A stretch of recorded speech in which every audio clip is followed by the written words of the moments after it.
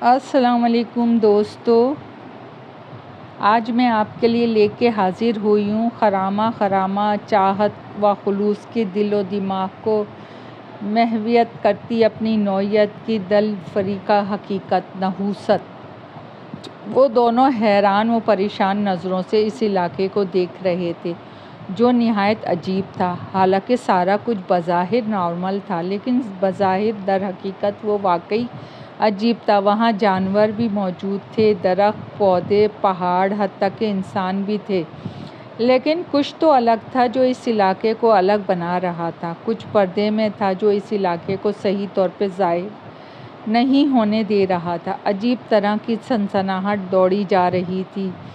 وہاں قدم رکھتے ہی ہوا بھی چل رہی تھی، لیکن عجیب روبوٹ کے انداز میں۔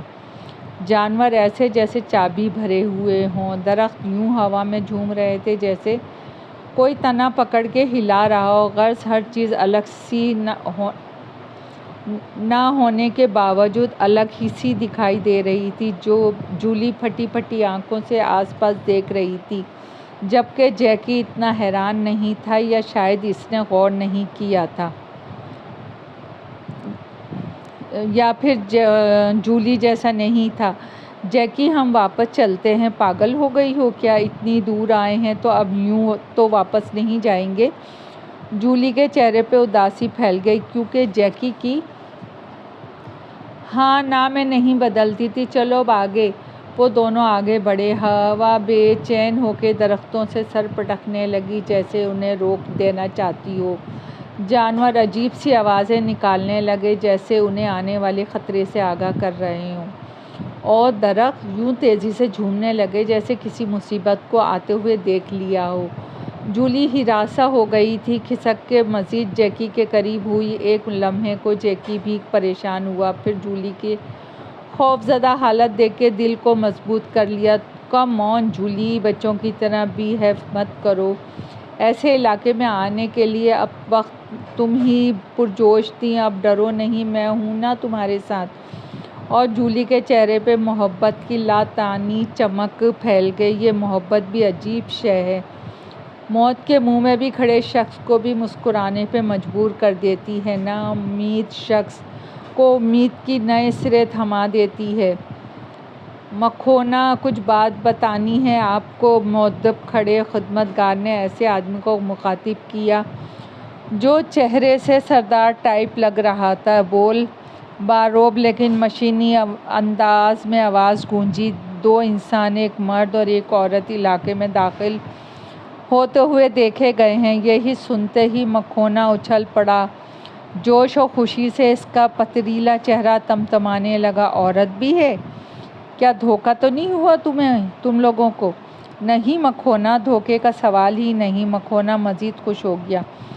انہیں کوئی مشکل نہیں ہونی چاہیے، راستے کی ہر مشکل رکاوٹ دور کر دو، خاص کر لڑکی کو بالکل خوف محسوس نہیں ہونا چاہیے۔ جو حکم مکھونا، حکم کی تکمیل ہوگی، یہ کہہ کے خادم ادب سے مڑ گیا۔ مکھونا جوش اور جذبات سے بھرپور کمرے میں ٹہلنے لگا۔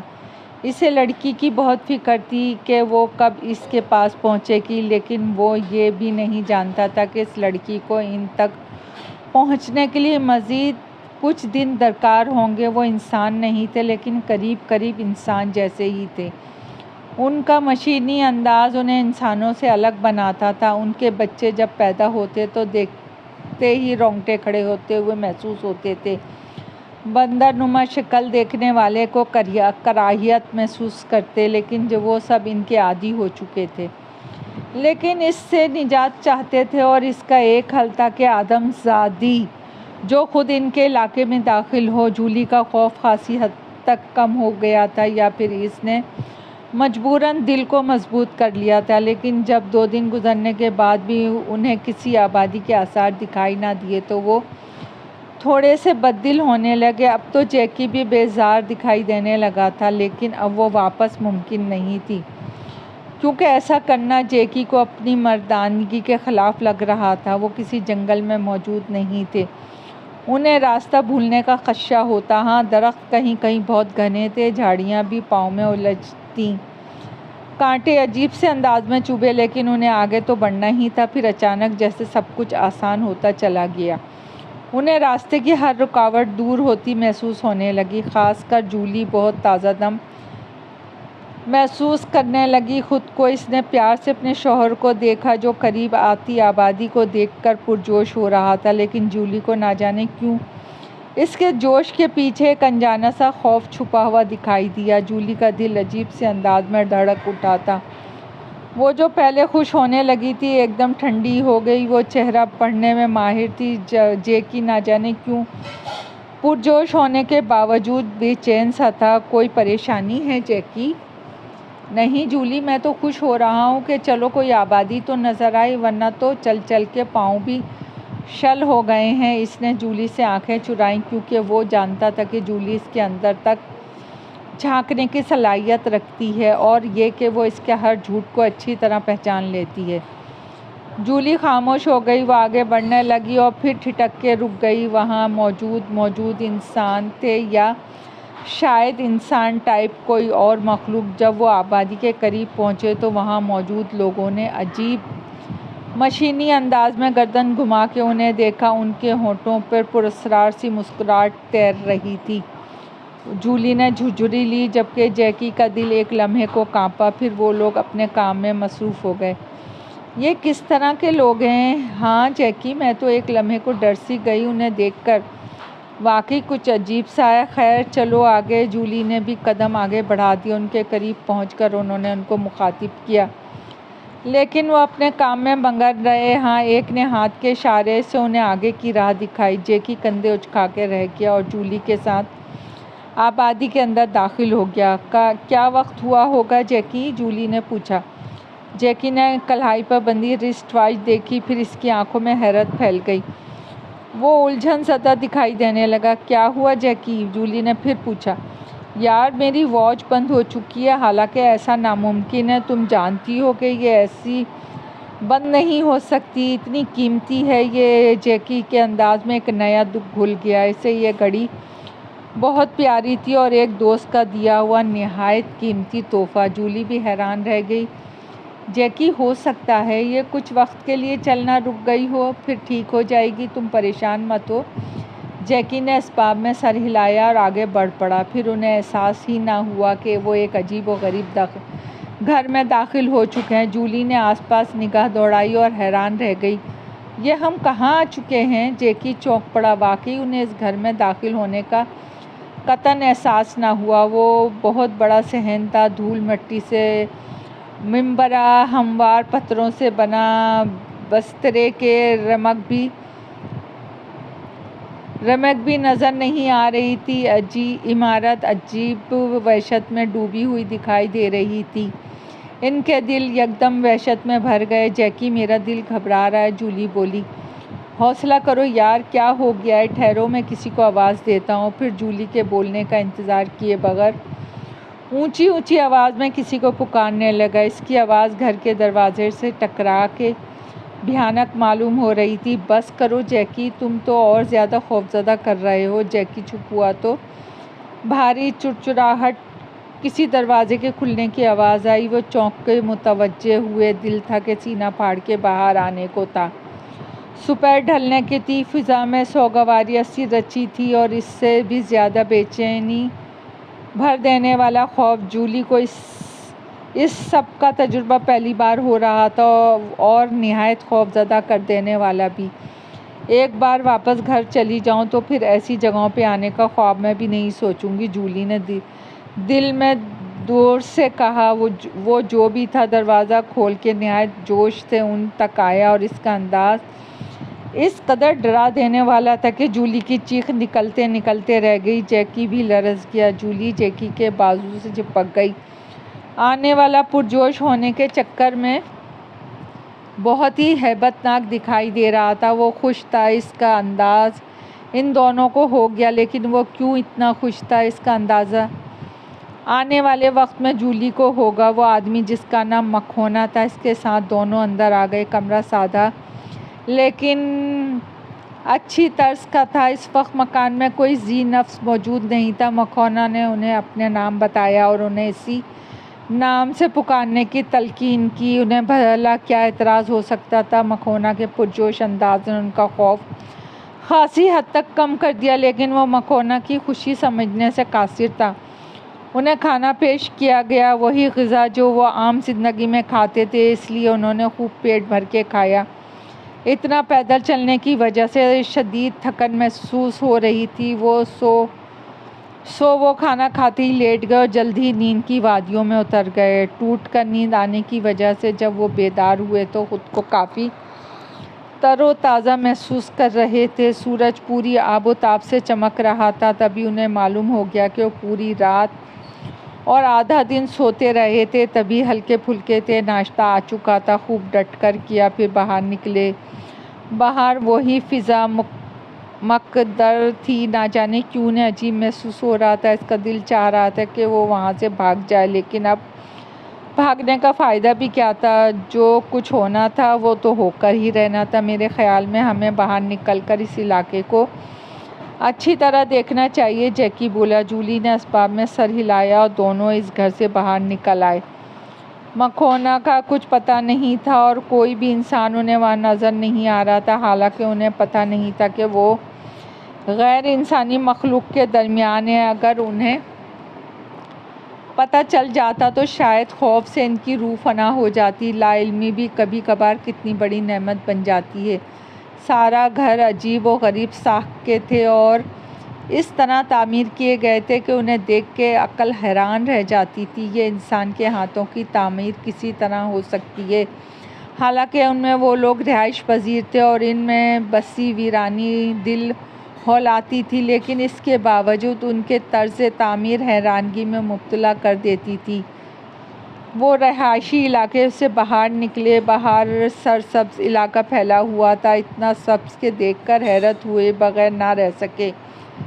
یہ اتنی خوشحالی کے باوجود ویران کیوں محسوس ہو رہی ہے؟ جولی کے سوال پہ جیکی مخصوص کندھا اچکا کے رہ گیا، کیونکہ اس سب کا بہرحال اسے بھی پتہ نہیں تھا۔ دیکھو جیکی، یہ کس طرح کی فصلیں ہیں، بالکل گندم کی طرح، لیکن یہ اس سے کتنی الگ سی دکھتی ہیں۔ جیکی بھی غور سے ان فصلوں کو دیکھ رہا تھا۔ اسباب میں سر ہلا دیا۔ آؤ جیکی، چھاؤں میں بیٹھتے ہیں، مجھے گرمی محسوس ہو رہی ہے۔ وہ دونوں ہرے بھرے گھنے درختوں کے نیچے آ بیٹھے۔ فرحت بخش ہوا ان کو پرسکون کرنے لگی، لیکن اس کے ساتھ کچھ اور احساس بھی تھا جس کی انہیں کچھ سمجھ نہیں آ رہی تھی۔ انہیں ایسا لگ رہا تھا جیسے ان کے جسم پہ چوٹی سی رینگ رہی ہیں۔ انہوں نے کچھ توجہ نہ دی، پھر انہوں نے یوں محسوس ہوا جیسے خون کی روانی میں تیزی آ گئی ہو۔ ان کے جسم میں ہلکی ہلکی کپکپاہٹ سی شروع ہو گئی۔ انہوں نے وحشت زدہ ہو کے ایک دوسرے کو دیکھا، پھر آس پاس نگاہ دوڑائی۔ کچھ بھی تو نہیں بدلا تھا، لیکن ان کے جسم۔ جیکی، یہ کیا ہے؟ جیکی خود حیران تھا۔ کپکپاہٹ اب تکلیف میں بدل چکی تھی۔ ایسا لگ رہا تھا جیسے کوئی ان کے جسموں کو کھینچ رہا ہو، جیسے ان کی کھال جسم سے الگ ہونے کو ہے۔ جولی، اٹھو، بھاگو، اس درخت میں کچھ ہے۔ جولی کو اٹھنے میں شدید مشکل ہو رہی تھی۔ جیکی خود بھی اذیت میں تھا۔ گرتا پڑتا جولی تک آیا، اس کے بازو کو پکڑا اور اٹھنے میں مدد کرنے لگا۔ نہیں جیکی، میں نہیں اٹھ پاؤں گی، میں گھسیٹتے ہوئے جانے کی کوشش کرتی ہوں، تم چلو۔ لڑکھڑاتا گرتا پڑتا جیکی اس درخت کے چھاؤں سے نکلا اور گھسیٹتی ہوئی جولی بامشکل اس تک پہنچ پائی۔ اور پھر ایک حیرانگی بھری بات ہوئی، جیسے ہی وہ اس درخت کی چھاؤں سے نکلے، ان کے جسم میں یوں تکلیف ختم ہوئی جیسے انہیں کچھ ہوا ہی نہیں تھا۔ یہ سب کیا تھا جیکی؟ جولی نے پوچھا۔ جیکی نے ایک نظر خوف زدہ جولی کی طرف دیکھا اور نفی میں سر ہلا دیا۔ ایک لمحے پہلے ہونے والے واقعہ انہیں خواب سا لگ رہا تھا، لیکن وہ خواب نہیں، حقیقت تھا۔ جولی، تم اتنی پیلی کیوں ہو رہی ہو؟ جولی نے چہرے پہ ہاتھ پھیرا، گویا اس طرح اسے رنگت دکھائی دے جائے گی، اور پھر اس کی نظریں جیکی کے چہرے کی طرف اٹھی۔ جیکی، تم بھی؟ اور جیکی نے بھی جلدی سے چہرے پہ ہاتھ پھیرا، وہی جولی کی طرح حرکت۔ ان کی نظریں ایک دوسرے سے ٹکرائیں اور زور سے ہنس پڑے۔ اس علاقے میں داخل ہونے کے بعد یہ پہلی ہنسی تھی جس نے ان کے لبوں کو چھوا تھا۔ وہ دونوں کمزوری محسوس کر رہے تھے۔ چلو واپس چلتے ہیں۔ وہ دونوں مکھونا کے گھر کی طرف چل پڑے۔ اگر پیچھے مڑ کر دیکھ لیتے تو پتھر کے ہو جاتے۔ درخت کی نچلی شاخوں سے خون کے چھوٹے چھوٹے قطرے نیچے گر رہے تھے اور تیزی سے زمین میں جب سو رہے تھے۔ مکھونا انہی کا انتظار کر رہا تھا۔ ان کے پہلے چہروں کو پھٹی پھٹی آنکھوں سے دیکھا۔ تم لوگ کہاں گئے تھے؟ جواباً جیکی نے اسے ساری بات بتا دی۔ مکھونا کے چہرے پر شدید پریشانی دکھائی دینے لگی۔ پھر اس نے ایک بوتل اٹھائی اور ان کی طرف بڑھائی، اس کو آدھی آدھی پینے کو کہا۔ وہ کوئی کڑوا سا سیال تھا، لیکن اس کو پیتے ہی وہ خود کو مکمل تندرست و توانا محسوس کرنے لگے۔ تھوڑی دیر پہلے پیدا ہونے والی کمزوری رفع ہو گئی اور بار بار اصرار کے باوجود بھی مکھونا نے انہیں اس درخت کے متعلق کچھ نہ بتایا۔ رات کے کسی پہر جولی کی آنکھ کھلی۔ جیکی اس کے قریب نہیں تھا۔ وہ گھبرا کے جیکی کو آواز دینے لگی، لیکن جیکی کے بجائے جب مکھونا اس کے پاس آیا تو اسے کچھ عجیب سا احساس ہوا۔ جیکی کہاں ہے؟ اس نے اصرار کیا اور گھبرا کے پوچھا۔ وہ بالکل ٹھیک ہے۔ مکھونا کے جواب سے جولی کو تسلی نہ ہوئی۔ مجھے جیکی کے پاس جانا ہے۔ وہ رونے لگی۔ مکھونا اسے ساتھ لے کے چل پڑا۔ ایک تنگ کمرے میں جیکی بے ہوش پڑا ہوا تھا۔ جولی دوڑ کے اس کے پاس جانے لگی تو مکھونا نے اس کا راستہ روک لیا۔ وہ بے ہوش ہے لیکن بالکل ٹھیک ہے۔ جیکی کو ہوش میں لاؤ خداوندا کے لیے۔ جولی ہچکیوں سے رو رہی تھی۔ دیکھو فکر مت کرو، اسے کچھ نہیں ہوگا۔ اس کے لیے ایک شرط ہے۔ جولی نے دھڑکتے دل سے مکھونا کی طرف دیکھا۔ کیا شرط ہے؟ میری بات غور سے سنو۔ ہم انسان نہیں ہیں، لیکن ہم میں بہت سی صفات انسانوں والی ہیں۔ سن کر جولی کی آنکھیں فرتے خوف سے پھٹنے کے قریب ہو گئیں۔ دیکھو خوفزدہ بالکل بھی مت ہو، ہم انسانوں کو نقصان بالکل بھی نہیں پہنچاتے۔ تم نے دیکھا ہم بالکل انسانوں جیسے دکھتے ہیں، لیکن ہمارا ایک مسئلہ ہے۔ ہمارے بچے جب پیدا ہوتے ہیں تو وہ کسی نہ کسی جانور کی شکل میں ہوتے ہیں۔ آہستہ آہستہ بڑے ہونے کے بعد وہ اس صورت میں آتے ہیں جیسے اب میں ہوں۔ ایسا نہ ہو جانے کیوں اور کب سے ہے، لیکن اس کا ایک حل ہے، اور وہ ہے کہ کوئی آدم زادی اپنی خوشی سے ہمارے اس علاقے کے سردار کا بچہ جنے۔ اس کے بعد اس نحوست کا سایہ خود بخود ہم پر سے ختم ہو جائے گا اور ہمارے بچے بالکل نارمل پیدا ہوں گے۔ اب چونکہ اس علاقے کا سردار میں ہوں اور تم لوگ خود اس علاقے میں آئے ہو، تو اب مجھے لگتا ہے کہ اس شرط کے پورا کرنے کا وقت آ گیا ہے۔ تم کو سب سمجھ میں آ گئی ہے، تو اب تم کیا کہتی ہو؟ مکھونا کی سوالیہ نظریں جولی کے ساخت چہرے کی طرف اٹھیں۔ نہیں، بالکل نہیں، میں ہرگز تمہارا بچہ پیدا نہیں کروں گی۔ بے شک مجھے قتل کر دو، میں اپنے شوہر سے بے حد محبت کرتی ہوں، میں ایسا نہیں کروں گی۔ اس کی ہسیانی آواز نے مکھونا پہ کچھ اثر نہیں کیا۔ اگر شوہر سے محبت ہے تو اس کی زندگی بچانے کے لیے تمہیں راضی خوشی یہ کام کرنا ہوگا، ورنہ اس کی بھیانک موت تمہارے لیے ناقابل برداشت ہوگی۔ جولی پاگلوں کی مانند دکھنے لگی۔ اس اپنے محبوب شوہر جس سے شادی کو محض 3 ماہ ہی ہوئے تھے، اس کے موت جولی کی اپنی موت تھی۔ مکھونا بولا، اگر شوہر کو پتہ لگنے کی بات ہے تو دیکھو تمہارے شوہر کو کچھ پتہ نہیں چلے گا، وہ بے ہوش ہے، اور اس کی بے ہوشی اسی وقت ٹوٹے گی جب تم اس بچے کو پیدا کرو گی، پھر اپنے شوہر کے ساتھ واپس چلی جانا۔ اسے معلوم بھی نہیں ہوگا کہ وہ 9 ماہ بے ہوش رہا ہے۔ باقی تمہارا کام ہے اسے کیا بتانا ہے، اس سے کیا نہیں۔ اگر تمہیں یہ سب قبول ہے تو ٹھیک ہے، ورنہ تمہارا پیارا شوہر اسی بے ہوشی میں مر جائے گا۔ مکھونا کی بھیانک آواز جولی کو پاگل کر دینے کے لیے کافی تھی، لیکن وہ بے بس تھی۔ اگر اپنی مرضی سے یہ کام نہ کرتی تو اس کا شوہر موت کے گھاٹ اتر جاتا، جو اسے اپنی زندگی سے بھی پیارا تھا۔ وہ رات اس کی زندگی کی تلخ ترین رات تھی جب ایک غیر انسانی مخلوق مکھونا اس کے قریب آیا۔ 9 ماہ گزر گئے۔ جولی نے مکھونا کے بچے کو جنم دیا۔ پورا قبیلہ خوش تھا۔ اس علاقے میں جشن کا سماں تھا، کیونکہ انسانی بدن سے پیدا ہونے والے بچے کی وجہ سے ان پر سے نحوست کا سایہ ختم ہو گیا تھا۔ مکھونا کا بچہ پیدا ہونے کے بعد ہی ایک اور بچہ پیدا ہوا جو بالکل نارمل حالت میں تھا۔ وہ لوگ یا غیر انسانی مخلوق خوشی سے پاگل تھے اور بچے کو ہاتھ میں اٹھائے پھرتی تھی۔ جولی نے ایک نظر بھی اس بچے کو نہیں دیکھا۔ اسے ڈر تھا کہ بچے کو دیکھ کے اس کی ممتا بیدار نہ ہو جائے۔ جیکی ہوش میں آ گیا۔ جولی نڈھال سی اس کے پاس موجود تھی۔ جیکی سے اس نے طبیعت کی خرابی کا بہانہ کیا۔ اسی دن انہوں نے واپسی کی تیاری شروع کر دی۔ مکھونا نے جولی کا شکریہ ادا کیا اور ایک تھیلی میں اس کے حوالے جو جواہرات سے بھری ہوئی تھی۔